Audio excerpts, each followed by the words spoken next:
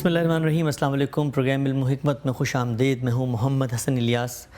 ناظرین کرام، حدیث پر غور و فکر کے وہ کیا اصول ہیں کہ جن کے ذریعے سے ہم حدیث کو پرکھ کر اس کے اندر موجود ہدایت اور روشنی سے استفادہ کر سکتے ہیں۔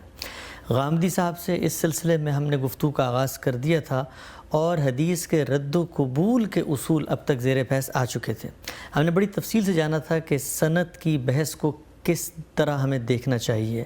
وہ لوگ جو رسول اللہ کی نسبت سے باتیں بیان کرتے ہیں، ان کی عدالت، حفظ و اتقان اور سلسلہ روایت کے اتصال کی کیا بحث تھی، اور پھر اس کے بعد ہم نے یہ بھی جانا تھا کہ حدیث کے متن پر کیسے غور و فکر کرنا چاہیے۔ دو باتیں بالکل واضح تھیں کہ حدیث علم اور عقل کے مسلمات کے خلاف نہیں قبول کی جا سکتی، اور اسی طرح سے حدیث قرآن کی روشنی کے یا قرآن کی ہدایت کے خلاف بھی قبول نہیں کی جا سکتی۔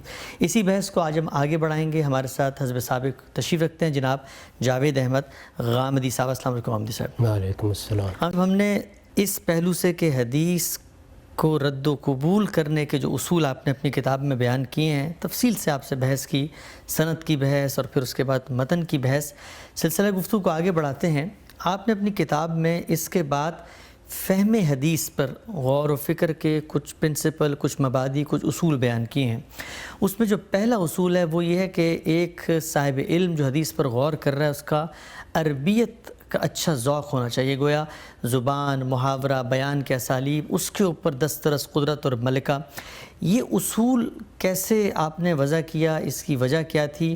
اور آپ نے وہاں یہ لکھا ہے کہ رسول اللہ صلی اللہ علیہ وسلم کی نسبت سے جو باتیں بیان ہوتی ہیں ان کی جو عربی ہے وہ عربی معلّہ ہے، تو یہ بھی ذرا بتائیے گا کہ عام عربی اور یہ عربی معلّہ اس میں کیا فرق ہوتا ہے؟ میں بار بار اس جانب توجہ دلا رہا ہوں کہ یہ در حقیقت وہ تاریخی ریکارڈ ہے جو رسالت مآب صلی اللہ علیہ وسلم کی نسبت سے ہمیں ملا ہے۔ یعنی لوگ آپ سے ملے، لوگوں نے آپ کی باتیں سنی، لوگوں نے آپ کو دیکھا، انہوں نے اپنی ثوابدید سے جو چیز مناسب سمجھی وہ آگے بیان کر دی۔ ہر جگہ بڑی شخصیات سے متعلق تاریخی ریکارڈ ایسے ہی ترتیب پاتا ہے۔ رسالت مآب صلی اللہ علیہ وسلم نے جو دین ہمیں دیا ہے وہ تمام تر قرآن میں ہے اور اس سنت میں ہے جو جاری کر دی گئی۔ اس تاریخی ریکارڈ کو دیکھنے کے لیے ہم نے ایک باب یہ باندھا کہ وہ کیا چیزیں ہیں جو راویوں کی نسبت سے زیر بحث آنی چاہیے۔ بیان کرنے والے صحابہ ہیں، تابعین ہیں، تبع تابعین ہیں، جنہوں نے یہ باتیں بیان کی ہیں۔ ہمارے جلیل القدر محدثین نے وہ قاعدے قائم کیے کہ ان کی شخصیت کا جائزہ لیا جائے، تاریخ کا جائزہ لیا جائے، سند کے ہر پہلو کو چھان پھٹک کر دیکھا جائے کہ کیا رسالت مآب صلی اللہ علیہ وسلم کی نسبت سے ان لوگوں کی بات قبول بھی کی جا سکتی ہے یا نہیں۔ اس کو رد و قبول کے اصولوں سے تعبیر کیا گیا ہے۔ اسی طرح اگر یہ بات دیکھی گئی ہے کہ قرآن مجید کے خلاف تو نہیں ہے، سنت کے خلاف تو نہیں ہے، تو قرآن اور سنت اصل دین ہے۔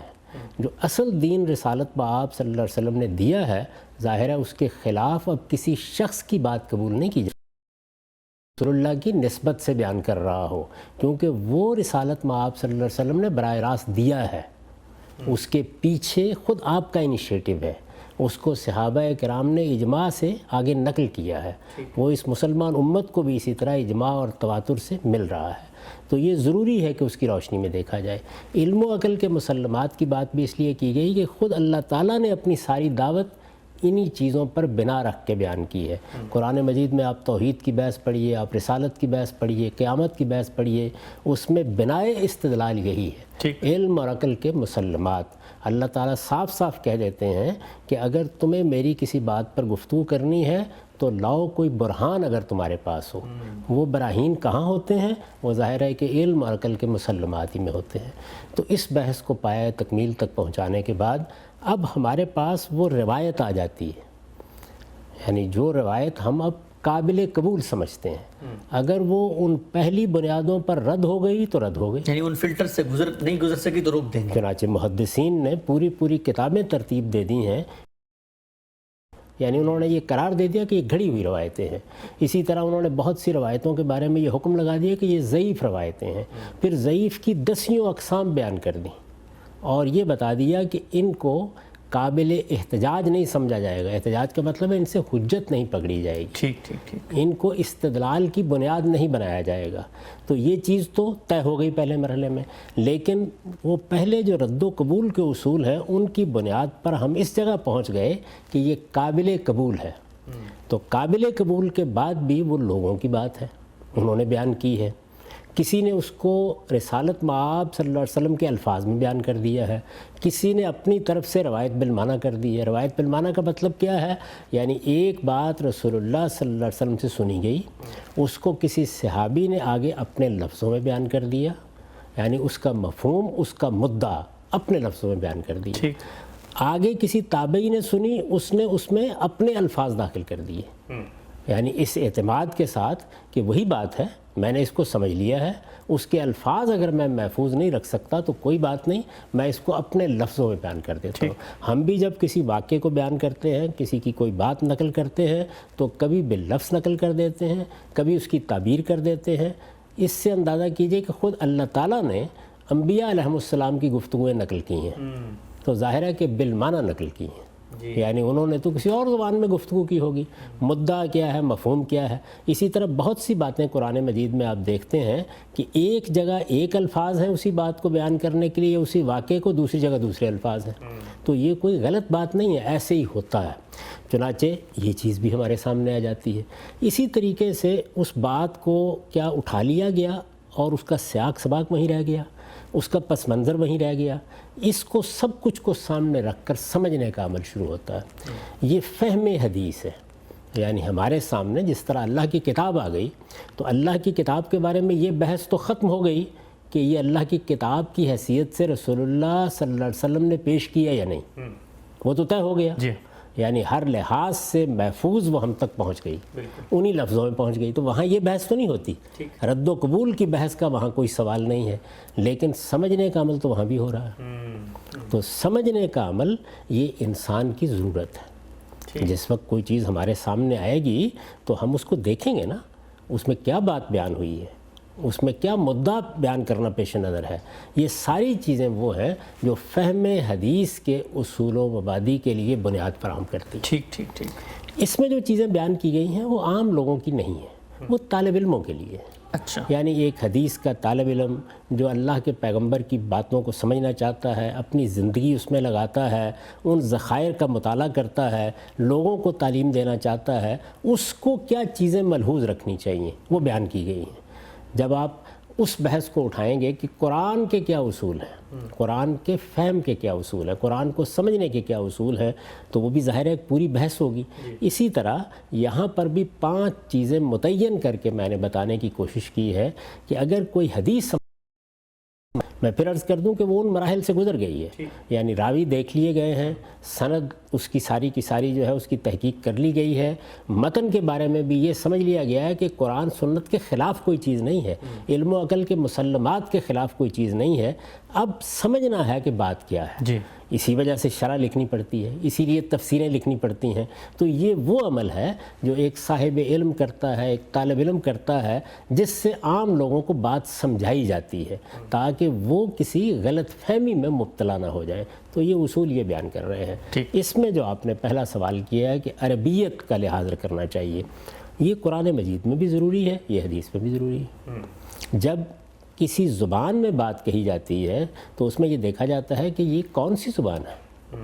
یعنی اگر مثال کے طور پر ہم شیکسپیئر کو پڑھ رہے ہوں, یا ادھر آ جائیے ہم غالب کو پڑھ رہے ہوں, یا ہم فردوسی کو پڑھ رہے ہوں, تو ہم پہلے اس زمانے کی فارسی یا عربی یا انگریزی یا اردو میں جائیں گے. ہمیں زمانہ جاہلیت کا ادب پڑھنا ہے, امر القیس کو پڑھنا ہے, لبید کو پڑھنا ہے, تو یہ ہم آج کی زبان کی روشنی میں نہیں پڑھ سکتے. یہ بات ایسی نہیں ہے کہ جس پر کوئی استدلال کی ضرورت ہو, کہ زبان جس طریقے سے علاقے کے لحاظ سے تبدیل ہوتی چلی جاتی ہے, اسی طرح عہد بعہد بھی تبدیل ہوتی چلی جاتی ہے. اچھا. اپنی زبان کو دیکھ لیجیے, کیا آج جو اخبارات میں اردو لکھی جا رہی ہے یہ وہی ہے جو غالب کے زمانے میں لکھی جاتی تھی؟ میر کے زمانے میں لکھی جاتی تھی، ولی دکنی کے زمانے میں لکھی جاتی تھی، اس میں عہد بہد تبدیلی آتی چلی جاتی ہے۔ تو عربی زبان کے ساتھ بھی یہی معاملہ ہے کہ عربی زبان عراق میں، شام میں بولنے کی بالکل اور ہو گئی، مختلف ملکوں میں ان کے لہجے بالکل تبدیل ہو کے رہ گئے، بات کرنے کے انداز اور ہو گئے۔ عربی زبان کے ساتھ ایک خاص بات یہ ہے کہ اس میں چونکہ اللہ کی کتاب قرآن مجید ہے، تو علم کی زبان بڑی حد تک قرآن مجید ہی کی زبان رہی ہے۔ یعنی اس کو آپ بڑی حد تک اس لیے کہتے ہیں کہ ایک ہوتا ہے کسی زبان کا اصل ڈھانچہ، وہ وہی ہے جو قرآن مجید نے قائم کر دیا، لیکن اسالیب میں، بات کرنے کے انداز میں، چیزوں کو پیش کرنے کے انداز میں بہت سی تبدیلیاں آتی چلی جاتی ہیں۔ تو یہ ضروری ہوتا ہے کہ آپ اس زمانے کی زبان کا ذوق پیدا کریں۔ یعنی اس وقت لوگ کیسے بولتے تھے، اس وقت لوگ اپنی بات کیسے بیان کرتے تھے، اس وقت جملے کی تعلیف کیا ہوتی تھی، اس وقت سیاق سباق کو کیسے ملحوظ رکھ کے بات کی جاتی تھی، اس میں ایک ریاض کرنا پڑتا ہے۔ یہ قرآن مجید کے بھی کرنا پڑتا ہے، یہ حدیث کے لیے بھی کرنا پڑتا ہے۔ یعنی اگر کوئی طالب علم اس زبان کا ذوق پیدا نہیں کرے گا تو وہ بڑی غلطیوں میں مبتلا ہو جائے گا۔ اس نے مثال کے طور پر عراق و شام کی زبان سیکھی ہے، مصر کی زبان سیکھی ہے، آج کی بول چال کی زبان وہ جانتا ہے، اس وقت کے لکھنے کے انداز وہی اس نے اپنا رکھے ہوئے ہیں، تو یہ چیز حجاب بن جائے گی کہ وہ اس دور میں جا کے سیکھے۔ ہمارے ہاں جو انگریزی ادب پڑھانے والے لوگ ہیں، وہ جس وقت شیکسپیئر کو پڑھاتے ہیں، ملٹن کو پڑھاتے ہیں، جان کیٹس کو پڑھاتے ہیں، تو وہ اس زبان کا ذوق پیدا کرتے ہیں۔ یعنی اس وقت بات کیسے کہی جا رہی تھی، اس وقت جملہ بنانے کا انداز کیا تھا، اس وقت تلمیح کا، تعریض کا، گفتگو کو سمیٹنے کا، جملوں کو آپس میں ترتیب دینے کا کیا طریقہ اختیار کیا جاتا تھا۔ تو یہ ساری چیزیں دنیا کی ہر کتاب کو پڑھتے وقت دیکھنی پڑتی ہیں۔ یہ کوئی میں نے ایسی نادر بات نہیں کہہ دی کہ اس وقت جو ہم زبان بول رہے ہیں، جو عہد بہد بولی گئی، اس کے اندر سے سفر کر کے ہمیں عہد جاہلیت میں جانا ہوگا۔ یعنی عہد جاہلیت رسالت مآب صلی اللہ علیہ وسلم سے پہلے کا زمانہ، رسالت مآب صلی اللہ علیہ وسلم اسی عہد میں پیدا ہوئے، آپ نے اسی جاہلیت کے اندر روشنی پیدا کی، اور پھر وہ زمانہ وجود میں آیا کہ جس میں قرآن مجید نازل ہوا، جس میں رسالت مآب صلی اللہ علیہ وسلم نے گفتگویں فرمائیں، اور پھر وہ ذخیرہ ذرا تھوڑے سے بعد کے زمانوں میں ترتیب پا کر ہماری کتابوں میں آ گیا۔ تو اب اس کو سمجھنے کے لیے یہ سفر کرنا ناگزیر ہے۔ ٹھیک۔ اچھا غام صاحب، یہ جو بھی آپ نے فرمایا کہ رسالت مآب صلی اللہ علیہ وسلم کا جو عہد ہے اس کا ایک خاص محاورہ ہے، اور بڑی ہی جس کو آپ کہتے ہیں ٹکسالی کلاسیکل زبان ہے جو وہاں بولی جا رہی ہے، میں پوچھنا چاہتا ہوں آپ سے کہ یہ آپ جب کسی روایت پر غور کرتے ہیں اور یہ کہتے ہیں کہ اس کے اندر جو زیر بحث زبان ہے، عربی ہے، وہ نہیں ہے جو اس عہد میں ہو سکتی تھی، یہ محاورہ یا اسلوب کلام وہ نہیں ہے، تو بظاہر یہ بات بہت سبجیکٹیو لگتی ہے۔ یعنی ممکن ہے ایک آدمی جو ہے وہ اس موقع پہ بات کرتے ہوئے زبان کی رعایت نہ رکھ رہا ہو، تو اس اصول کو لے کر ہم ذخیرہ حدیث پہ جب اپلائی کریں گے تو یہ بظاہر تو ایک ناممکن سی بات لگتی ہے۔ نہیں، ایسا نہیں ہوتا۔ دیکھیے، آپ شیکسپیئر کو پڑھتے ہیں، آپ ملٹن کو پڑھتے ہیں، آپ فردوسی کو پڑھتے ہیں، آپ امرؤ القیس کو پڑھتے ہیں، تو جہاں کہیں پڑھتے ہیں یا پڑھاتے ہیں یا اس پر علمی کام کرتے ہیں تو آپ کو یہ سفر کرنا ہوتا ہے، اور اس میں سبجیکٹیوٹی کا کوئی سوال نہیں ہے۔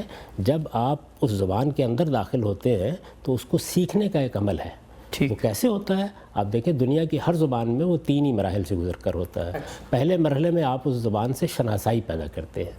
کسی شخص نے آپ کو انگریزی پڑھا دی، کسی نے اردو پڑھا دی، کسی نے فارسی پڑھا دی، آپ نے زبان کا اسٹرکچر سمجھ لیا جس کو آپ صرف و نحو کہتے ہیں، یعنی گویا گرامر قواعد آپ کو معلوم ہو گئے، جملہ کیسے بنتا ہے اس کی وکیبلری سے آپ واقف ہو گئے، عام محاورے کیا ہیں جو بولے جاتے ہیں، آپ کتاب پڑھنے کے قابل ہو گئے جس کو کمپریہنشن کہا جاتا ہے۔ جب آپ کے اندر یہ صلاحیت پیدا ہو جاتی ہے اور آپ اس سے آگے بڑھنا چاہتے ہیں تو دوسرا مرحلہ شروع ہوتا ہے۔ دوسرا مرحلہ یہ ہے کہ یہ زبان جس دور سے آپ تک پہنچی ہے اس پر کوئی کام ہوا ہے؟ ایسا تو نہیں ہو سکتا نا کہ نہ ہوا ہو۔ عربی زبان میں بھی بہت کام ہوا ہے، انگریزی زبان میں بھی بہت ہوا ہے، ہماری اردو میں بہت کام ہوا ہے۔ تو آپ یہ دیکھتے ہیں کہ مختلف اہل علم نے اس کے قواعد پر، اس کی تالیفات پر کیا کام کیا ہے۔ کبھی آپ کو مقدمہ ابن خلدون پڑھنے کا اتفاق ہوا ہو تو باب کے باب باندھے ہیں ابن خلدون نے یہ بتانے کے لیے کہ علوم کی تاریخ کیا ہے۔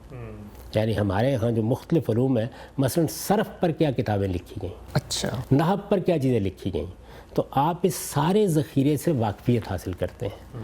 اس میں قرآن مجید کی تفسیر کرنے والے لوگ ہیں، مثلا زمخشری کی ایک بڑی حیثیت ہے، اس نے زبان پر بہت سا کام کیا ہے، زبان پر کتابیں لکھی ہیں، بلاغت پر کتابیں لکھی ہیں، اسی طریقے سے تفسیر کی کتاب موجود ہے۔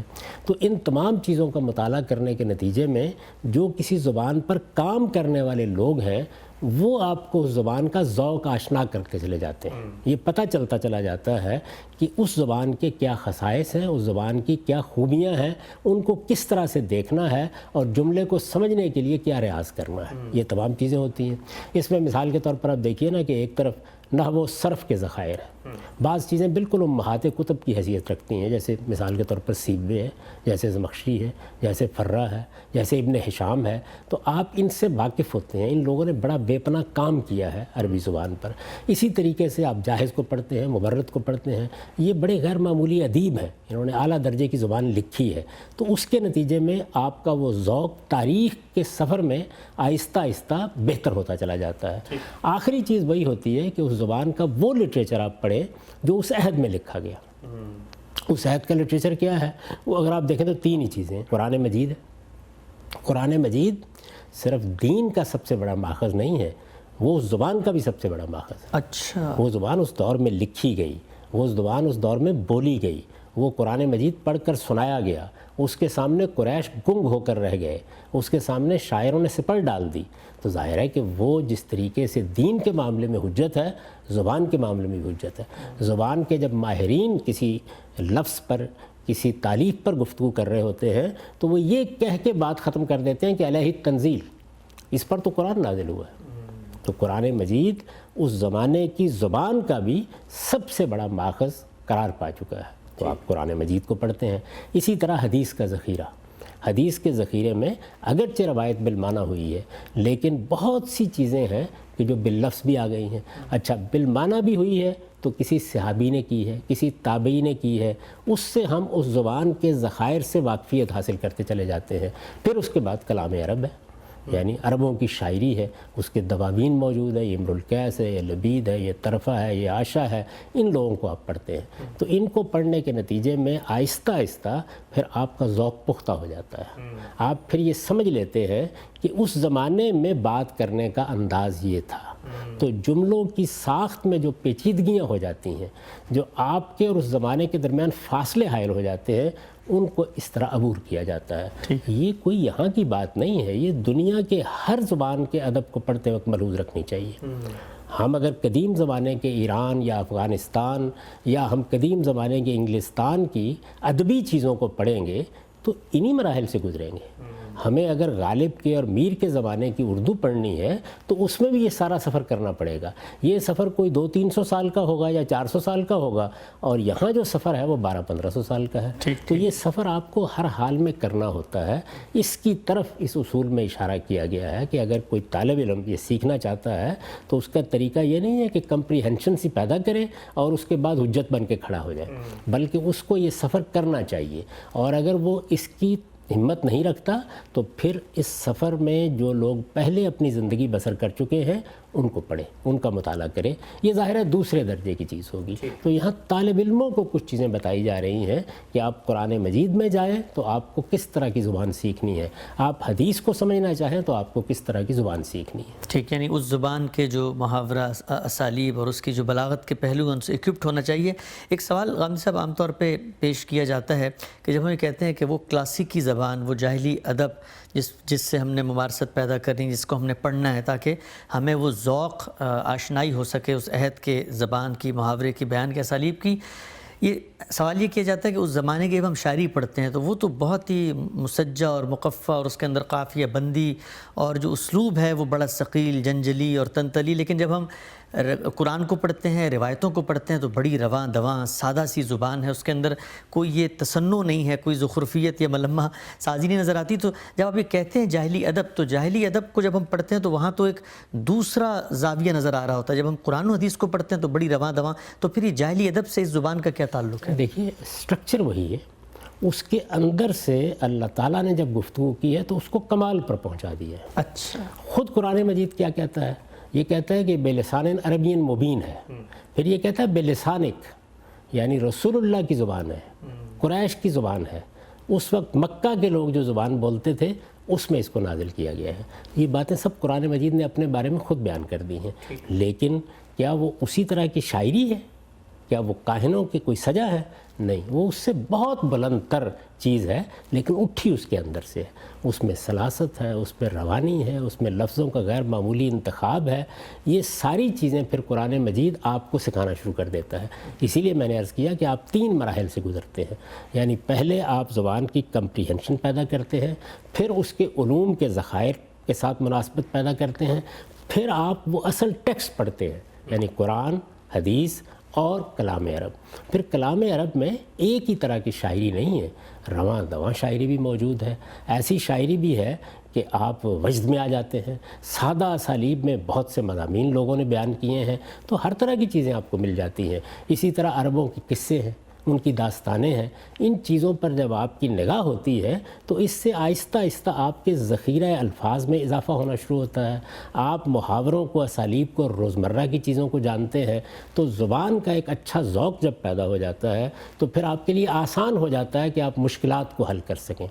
اس میں آخری بات بھی عرض کر دوں، یہ سارا ریاض کرنے کے ساتھ ایک خداداد صلاحیت بھی ہوتی ہے۔ ایسا تو نہیں ہوتا کہ ہر سائنس پڑھنے اور پڑھانے والا آئنسٹائن بن جاتا ہے۔ تو اس طرح یہاں بھی یہی صورتحال ہے، اعلیٰ سے اعلیٰ ادیب آپ کو ملیں گے، اعلیٰ سے اعلیٰ زبان کا ذوق رکھنے والے ملیں گے۔ تو اس میں بھی جن لوگوں کو اللہ تعالیٰ نے خداداد ذوق دیا ہوتا ہے، وہ ایسی ایسی چیزوں کی طرف آپ کو توجہ دلا دیتے ہیں کہ عام حالات میں توجہ نہیں ہوتی۔ امام فرائی کی چیزیں آپ پڑھیں اور دیکھیں کہ مفردات القرآن میں، اسالیب القرآن میں کیا کیا پہلو ہیں جو انہوں نے نمایاں کر دی ہیں۔ وہ یہ نہیں ہے کہ کوئی نئی چیز لے آئے ہیں، وہ آپ کو اسی لفظ کی طرف توجہ دلاتے ہیں اور دیکھیے کہ اس کے اندر کیا کیا پہلو چھپے ہوئے تھے۔ اسی طرح سے اسالیب پر آپ ان کی چیزیں اگر پڑھیں تو وہ آپ کو کتنے ایسے طریقوں سے واقف کرتے ہیں جن میں عرب بات کرتے تھے، قرآن بات کرتا ہے، رسول اللہ کے زمانے میں بات کی جاتی تھی۔ تو اصل میں یہ خداداد صلاحیت بھی ہوتی ہے کہ جس میں ایک شخص اسی ذخیرے کو پڑھ کے، انہی علوم کو پڑھ کے حیرت انگیز طریقے سے آپ کے لیے نئی دنیایں پیدا کر دیتا ہے۔ یہ سب علم کی دنیا میں ہوتا رہتا ہے، لیکن جس وقت آپ اس کو اصول کے طور پر یا مبادی کے طور پر بیان کر رہے ہوتے ہیں تو چند اصولی باتیں بیان کرتے ہیں تاکہ طالب علم اس کی اہمیت کو سمجھ سکے۔ ٹھیک ہے، ہم سب آگے بڑھتے ہیں۔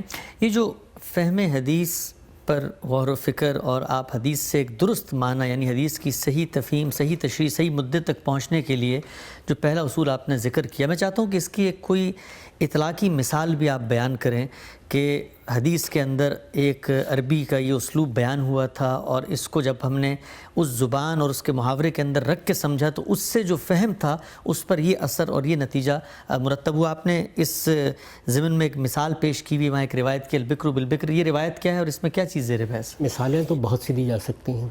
آپ حدیث پر کام کرتے ہیں یا قرآن مجید پر کام کرتے ہیں تو جگہ جگہ نادر اسالیب آتے ہیں۔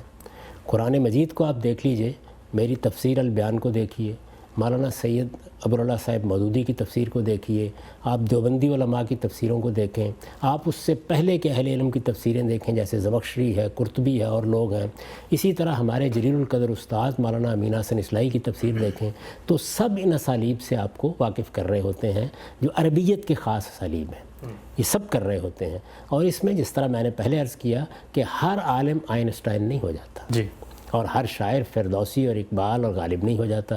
تو اس لیے اس میں بھی جب بہت سے جلیل القدر اہل علم بات کرتے ہیں، ابن ہشامی کو دیکھ لیں، جس وقت وہ عربی زبان کے اسالیب آپ کو بتا رہے ہوتے ہیں یا نحو کی بعض گتھیاں سلجھا رہے ہوتے ہیں یا جملوں کی تالیف پر متوجہ کر رہے ہوتے ہیں یا عربی کے حروف ہی کے بارے میں بات کر رہے ہوتے ہیں، تو کیا نئی دنیایں اس کے نتیجے میں سامنے آ جاتی ہیں۔ تو اس لیے مثالیں تو لا تحصیٰ بہت سی دی جا سکتی ہیں، وہ میں نے صرف چند چیزوں کی طرف اشارہ کیا ہے وہاں تاکہ لوگ کچھ توجہ کر سکیں۔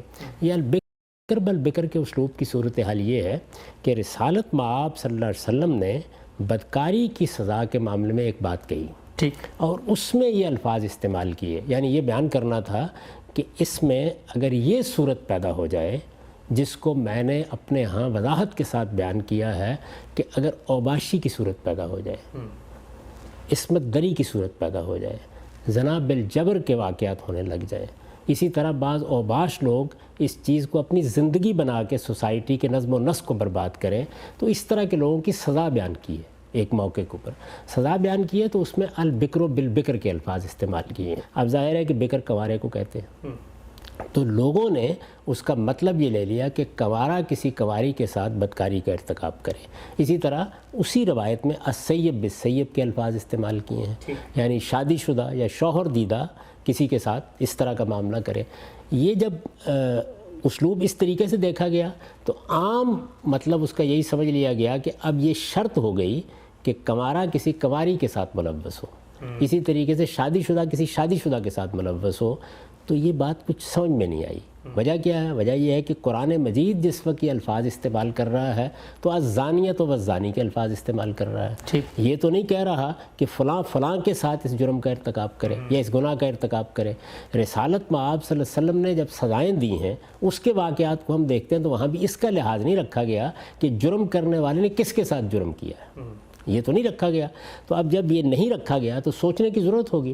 اب اس میں ایک اصولی بات آپ سے عرض کر دوں کہ جس وقت کوئی مشکل پیش آ جاتی ہے, ایک آدمی ہے اس نے 10 الفاظ سیکھے ہوئے ہیں, ایک آدمی 3-4 محاوروں سے واقف ہے, لیکن اگر کسی شخص کی نگاہ بہت وسیع ہے تو وہ کیا کرے گا؟ لغت بھی کیا کرتا ہے, آپ کو مشکل پیش آتی ہے تو آپ کہتے ہیں اس لفظ کے 10 معنی ہیں, تو آپ ایک کا اطلاق کر کے دیکھتے ہیں, دوسرے کا اطلاق کر کے دیکھتے ہیں.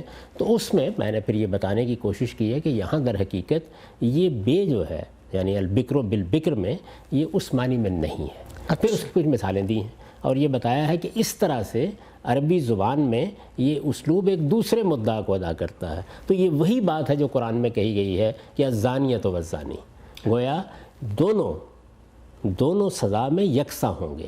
قرآن یہ بیان کرتا ہے کہ عورت اور مرد کی سزا میں, فاعل اور مفعول کی سزا میں کوئی فرق نہیں کیا جائے گا. اسی طرح کی صورتحال حدیث میں ہے, وہاں پر بھی یہی بات بیان ہوئی ہے. تو اس کے دلائل اور رذائل بیان کر دیے ہیں. آپ قرآن مجید میں دیکھیے الحر بالحر والعبد بالعبد کا جملہ ہے. آپ اس کو سادہ طریقے سے دیکھیں تو اس کا مطلب یہ ہے کہ آزاد نے قتل کیا ہے تو پھر اس کے بدلے میں آزاد کو قتل کیا جائے گا, غلام نے کیا تو غلام کو قتل کیا جائے گا.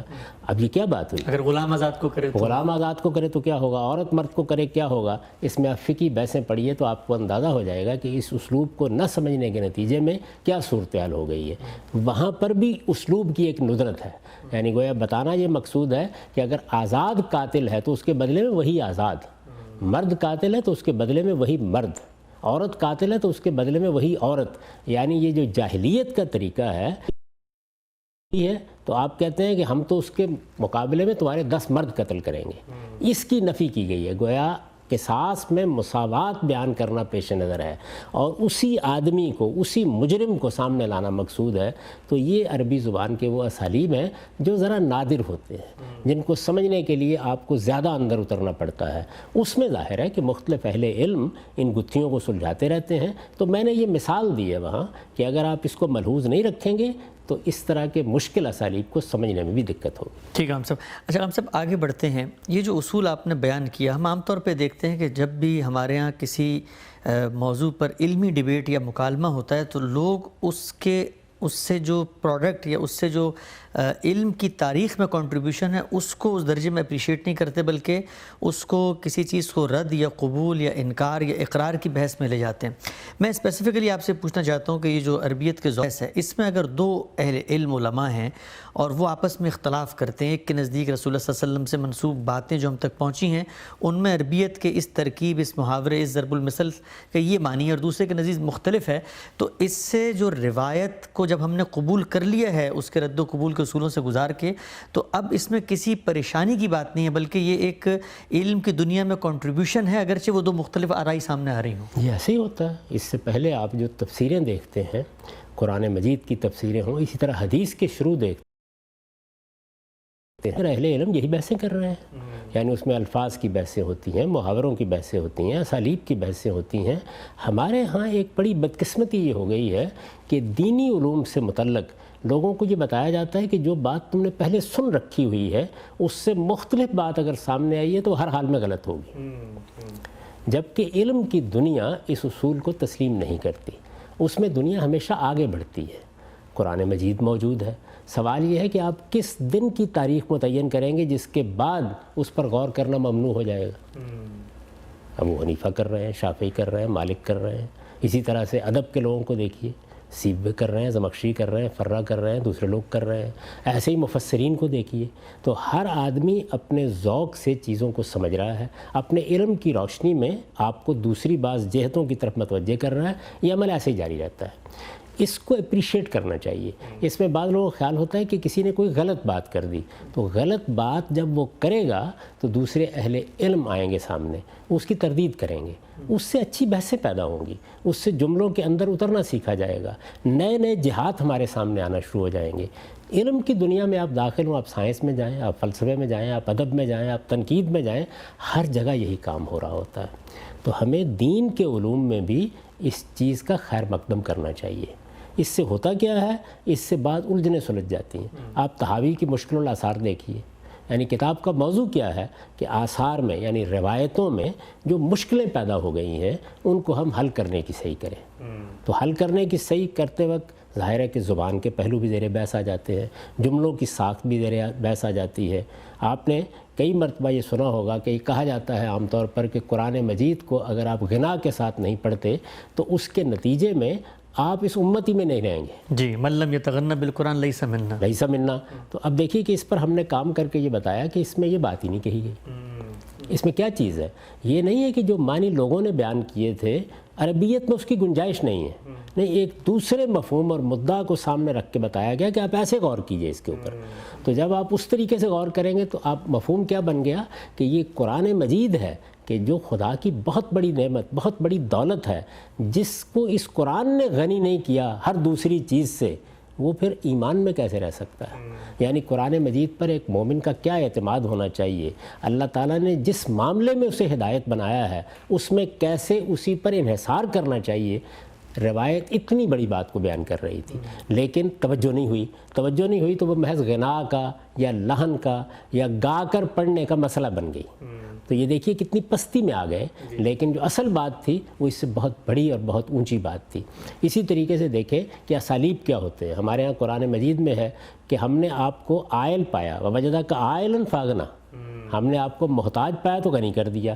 بظاہر یہ معلوم ہوتا ہے کہ گویا رسالت میں آپ صلی اللہ علیہ وسلم کی جو مالی یا معاشی حالت ہے اس اپنے امتنان کا اظہار کر رہے ہیں، لیکن اگر آپ خود اس کے اندر رکھ کے دیکھیں جس طرح تقابل کیا ہے قرآن مجید میں تو معلوم ہوتا ہے کہ یہاں پر جو محتاجی ہے وہ در حقیقت ہدایت کی، اللہ کی وہ رحمت جو آپ پر نازل ہوئی، وہ نعمت جس سے اللہ نے آپ کو نوازا۔ تو گویا اللہ تعالیٰ کہتے ہیں کہ ہم نے ہدایت کا، ہم نے رافت کا، ہم نے رحمت کا محتاج پایا اور آپ پر اللہ کی کتاب نازل ہو گئی اور آپ کو غنی کر دیا۔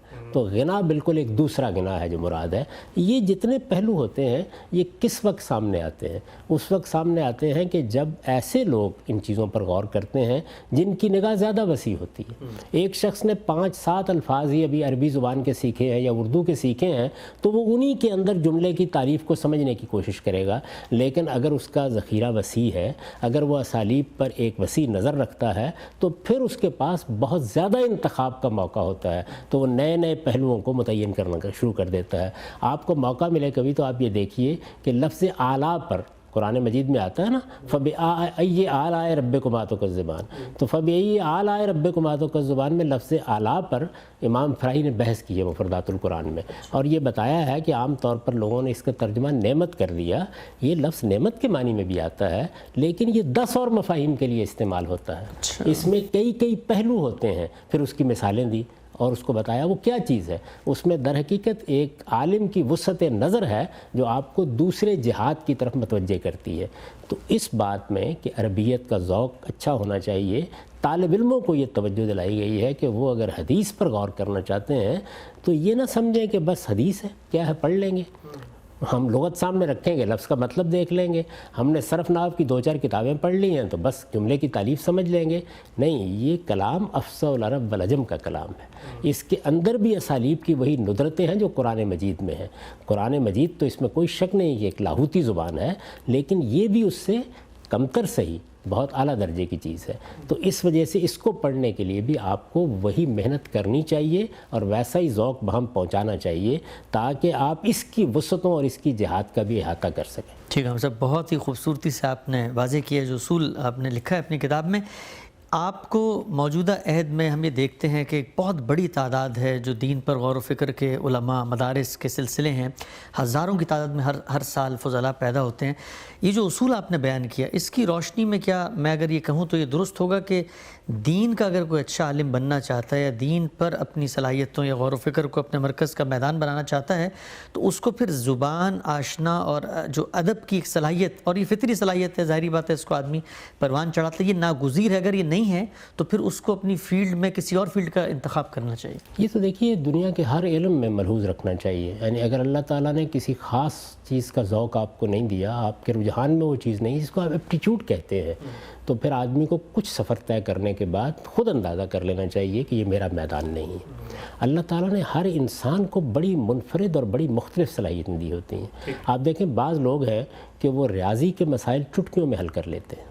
آپ بعض لوگوں کو دیکھیں کہ ان کے ہاں انجینئرنگ کی ایک فطری صلاحیت موجود ہوتی ہے، یعنی بچوں تک کو آپ دیکھیں تو بعض بچوں کو کھلونے لا کے دیں تو معلوم ہوتا ہے کہ وہ 4-5 سال کی عمر ہی میں انجینئر بن چکے ہوئے ہیں، لیکن بہت سے بچوں کو اس کی طرف کوئی التفات نہیں ہوتا۔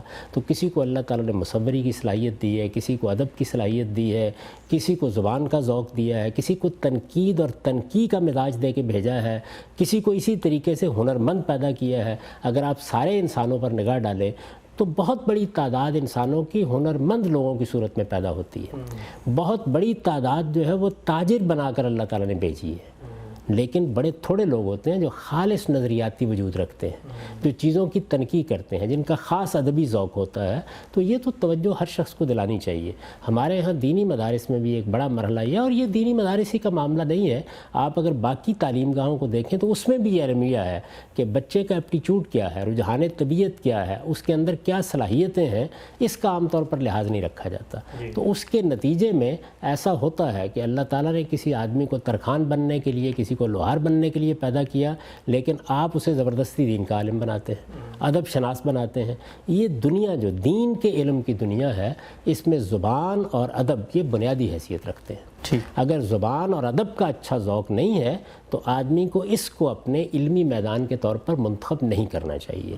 پھر اس کا مطلب یہ نہیں ہے کہ یہ کوئی حقارت کی بات ہے، نہیں، اس کو خدا نے کسی اور میدان کے لیے پیدا کیا ہے، وہ اس میں جا سکتا ہے اور وہاں جا کر اپنی جولانی طبع سے معلوم نہیں کیا کیا چیزیں لوگوں کو دکھا دے گا۔ آخر وہ لوگ جو آپ کو عظیم الشان عمارتیں بنا کے دکھاتے ہیں، ہمارے جیسے لوگ تصور بھی نہیں کر سکتے کہ یہ عمارت کھڑی کیسے ہو جاتی ہے، ان کو اللہ نے اسی کی صلاحیت دی ہے۔ تو صلاحیتوں کے اس تفاوت کو ماننا چاہیے۔ قرآن مجید نے سورہ زخرف میں اس طرف توجہ دلائی ہے کہ ہم نے انسانوں کے اندر صلاحیتوں کا یہ تفاوت اس لیے رکھا ہے لِيَتَّخِذَ بَعْضُكُمْ بَعْضًا سُخْرِيًّا، تاکہ تم ایک دوسرے سے کام لے سکو اور اس طرح اس دنیا کی رنگا رنگی اور بو کلمونی یہ پیدا ہو سکے۔ ورنہ سوچئے سارے ہی شاعر ہوتے، سارے ہی ادیب ہوتے، سارے ہی انجینئر ہوتے۔ تو یہ جو بو کلمونی اور گونا گونی اللہ تعالیٰ نے اس دنیا میں رکھی ہے، جس میں رنگ رنگ کی چیزیں سامنے آتی ہیں، یہ اسی بنیاد پر ہے۔ تو اس میں ہوتا کیا ہے، اگر ایک فن میں اللہ تعالیٰ نے کسی کو ذوق دیا ہے تو ہمیں اس سے استفادہ کرنا چاہیے۔ اس کے بہت سے لوگ ہوں گے، ان کے درمیان تقابل کرنا چاہیے۔ ایسے ہی ہر علم میں آپ مختلف درجات مقرر کر دیتے ہیں، یعنی بہت سے لوگ ہوں گے نئی دنیائیں وجود میں لے آئیں گے، بعض لوگ ہوں گے ان کو سامنے رکھ کر ان سے سیکھ کر بہت سی چیزیں لوگوں کے سامنے بیان کر دیں گے۔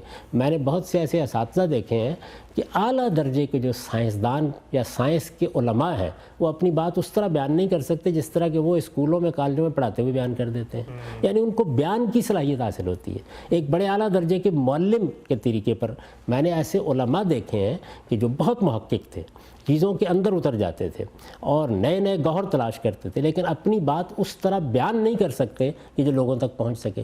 تو اس کا مطلب یہ ہے کہ اللہ تعالیٰ نے صلاحیتوں میں بہت تفاوت رکھا ہے، اس کا لحاظ کر کے آدمی کو اپنے لیے میدان کا انتخاب کرنا چاہیے اور اسی کا لحاظ کر کے مزید آگے بڑھنے کے مواقع تلاش کرنے چاہیے۔ یہ ہماری جدید تعلیم میں بھی ہونا چاہیے، یہ ہمارے مدارس میں بھی ہونا چاہیے۔ ٹھیک ہے صاحب، ہمارے پاس وقت یہاں کم ہے، میں چاہتا ہوں کہ یہ جو اس وقت اصول پیش نظر ہے فہم حدیث پر، آپ نے اپنی کتاب میں لکھا ذوق کا، زبان کا، اس پر کچھ مختصر تھوڑی سی اور میں بات کروں۔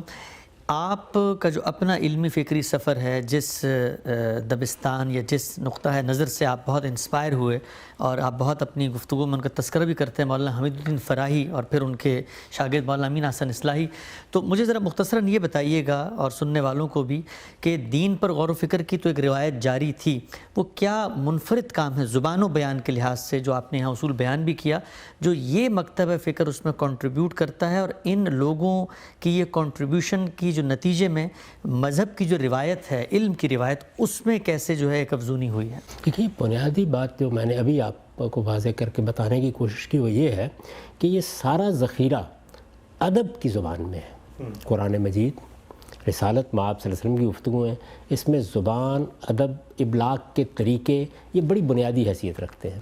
چنانچہ جو آدمی بھی ادھر آئے گا، مثال کے طور پر وہ قانون کا بہت اچھا ذوق رکھتا ہے، ٹھیک، لیکن زبان اور اس کے اسالیب کی اپریسیشن نہیں ہے، تو وہ اس میدان کا آدمی نہیں ہے۔ یعنی اگر وہ کسی جگہ جا کے وکالت کرے یا جو بنا ہوا قانون ہے اس کی تنقیحات کرے، اس کے منطقی پہلوؤں کو واضح کرے، تو وہ بڑی خدمت کرے گا، لیکن اگر وہ اس سے آگے اٹھ کر زبان اور ادب کی اس طرح کی چیزوں میں داخل ہوگا تو وہ کوئی کنٹریبیوشن نہیں کر سکے گا۔ اس مدرسہ فکر کی خصوصیت یہ ہے کہ اس کے جتنے بھی لوگ ہیں آپ ان کو دیکھیں، شبلی ہے مثال کے طور پر، یعنی وہ خود ایک ادیب ہیں، خود ایک شاعر ہیں، بہت اعلیٰ لکھنے والے لوگوں میں سے ہیں، خود اردو زبان میں ایک پورے دبستان کے بانی ہیں۔ یہی صورتحال ان کے اساتذہ میں مولانا فیض الحسن سہارنپوری کی ہے۔ یعنی اگر آپ حماسہ کی سبع معلقات کی شروع دیکھیں، مرزوقی کی دیکھیں، پرانے لوگوں کی دیکھیں، اور اس کے بعد مولانا فیض الحسن کی شروع دیکھیں، ادیب الہند کہا جاتا تھا ان کو، تو آپ کو اندازہ ہوگا کہ ایک نئی دنیا ہے جو انہوں نے پیدا کر دی ہے۔ یعنی عربی زبان اور کلام عرب کو سمجھنے کا ایک نیا ذوق ہے جو اس سے سامنے آتا ہے۔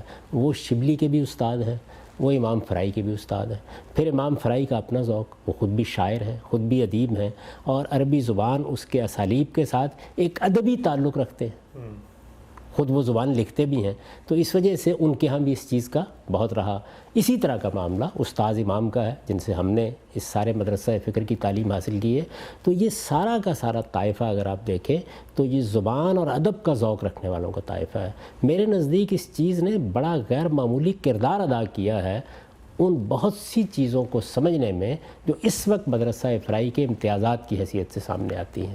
اس کے لیے میں طالب علموں کو یہ توجہ دلاؤں گا کہ وہ امام فرائی کی مفردات، اسالیب القرآن، ان چیزوں کو دیکھیں۔ اسی طریقے سے اگر آپ فلسفیانہ مباحث کے لیے ان کی کتاب حجج القرآن کو بھی دیکھیں تو آپ کو معلوم ہوگا کہ زبان کے ذریعے سے یا ادبی ذوق کو ملحوظ رکھتے ہوئے جب انہوں نے اپروچ کیا ہے تو قرآن مجید کے کن پہلوؤں کو نمایاں کر دیا۔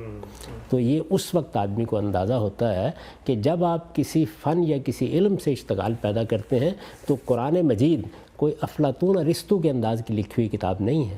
یہ فلسفیانہ مباحث کی تنقیح کا اسلوب اختیار نہیں کرتی جیسے کانٹ اختیار کرتے ہیں یا ہیگل اختیار کرتے ہیں۔ اسی طریقے سے یہ صوفیانہ اسٹرکچر نہیں بناتی جیسے کہ ہمارے یہاں ابن عربی نے بنایا یا غزالی نے بنایا۔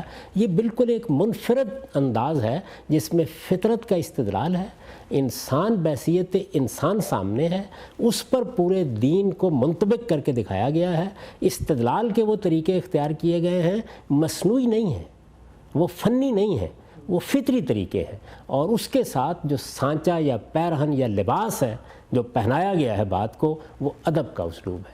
تو اگر یہ ساری چیزیں ملحوظ رکھ کے اس کو دیکھا جاتا ہے تو اس سے بعض نئے پہلو خود بخود سامنے آ جاتے ہیں۔ ٹھیک، ہم جب آخری سوال آج کی نشست کا، آپ نے اپنی کتاب پڑھاتے ہوئے بھی متعدد دفعہ یہ بات کہی ہے، اور میں چاہوں گا کہ جو طلبہ اس وقت یہ پروگرام دیکھ رہے ہیں ان کے ذہن میں بھی یہ سوالات آ رہا ہوگا کہ جو لوگ دینی علوم میں مہارت پیدا کرنا چاہتے ہیں اور بالخصوص زبان اور بیان کے اسالیب کو سمجھنا چاہتے ہیں، تو آپ نے ایک سخن گسترانہ بات کے طور پہ کئی دفعہ یہ کہا ہے کہ یہ بڑے پتے پانی کا کام ہے، یعنی اس میں 30-40 سال بڑی چٹائی توڑ محنت اور چربی گھلانے والی صحیح کرنی پڑتی ہے۔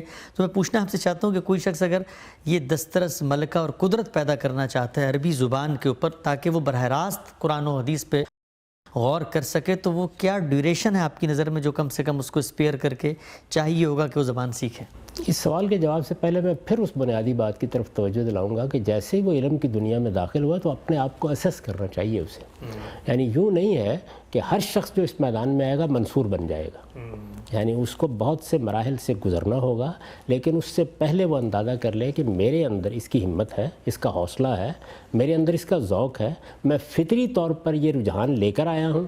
اگر اس معاملے میں اطمینان ہوگا تو پھر میں آپ سے عرض کرتا ہوں کہ یہ بات کہ اس نے اپنے اندر کمپریہنشن کی صلاحیت پیدا کر دی، یا عربی بولنے کی صلاحیت پیدا کر دی، یا لکھنے کی صلاحیت پیدا کر دی، یہ 8-10 سال کی چیز ہوتی ہے. لیکن اگر آپ کسی زبان کے اندر اتر کر اس کے اسالیب کے ساتھ جینے کا سلیقہ سیکھنا چاہتے ہیں تو پھر 30-40 سال.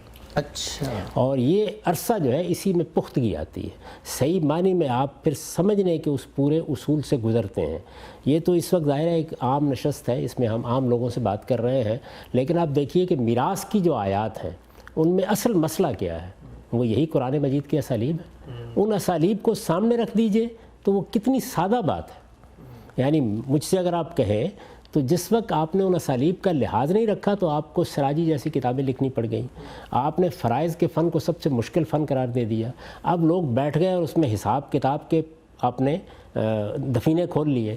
لیکن اگر آپ سادگی سے کریں تو ہے کیا کہ بھئی عہد الزوجین کو اور والدین کو حصہ دینے کے بعد سب اولاد کا ہے. اولاد نہ ہو تو سب بہن بھائیوں کا ہے. وہ نہ ہو تو سارا کا سارا ماں باپ کا ہے. اور اگر وہ بھی نہ ہو تو کسی کو وارث بنا دیجئے، اس کے لیے یہ قاعدہ ہے. اب دیکھیے میراث ختم ہو گئی. اچھا. یہ کیا چیز ہے؟ یہ اصل میں وہی چیز ہے کہ آپ نے قرآن مجید نے جس طرح اس کو بیان کیا، جب اس کو سمجھ لیا، جب اس کی حقیقت واضح ہو گئی تو حقیقت اتنی سادہ ہوتی ہے، وہ ایسی ہی صاف ہوتی ہے، اس میں کبھی پیچیدگی نہیں ہوتی.